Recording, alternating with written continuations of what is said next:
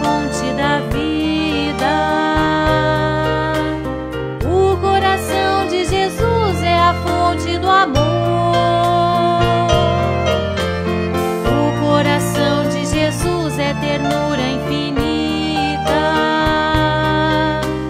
É nesta fonte que vou saciar minha sede, aliviar minha dor.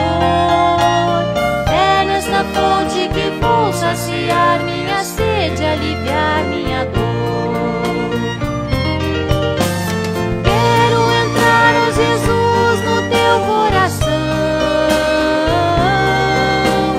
e nesta escola aprender as tuas lições de paz, a mansidão, humildade, saber perdoar. O teu amor, ó Jesus, vou testemunhar. O coração de Jesus é a fonte de graças. O coração de Jesus é o oceano de paz. O coração de Jesus é total segurança. É nesta fonte divina que o homem se anima, sua vida refaz. É nesta fonte divina que o homem se anima, sua vida refaz. Quero entrar, ó Jesus, no teu coração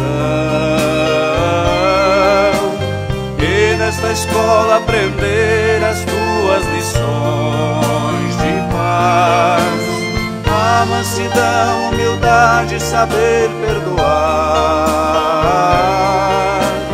O teu amor, ó Jesus, vou testemunhar. O coração de Jesus é suprema alegria.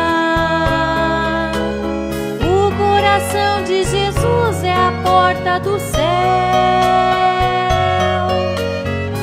O coração de Jesus é a melhor companhia.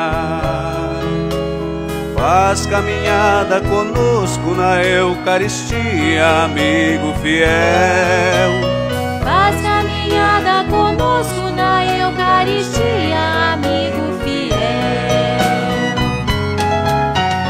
Quero entrar, ó Jesus, no teu coração. Quero entrar, ó Jesus, no teu coração. E nesta escola aprender as tuas lições. E nesta escola aprender as tuas lições. A mansidão, humildade, saber perdoar. Mansidão, humildade, saber perdoar. O teu amor, ó Jesus, vou testemunhar.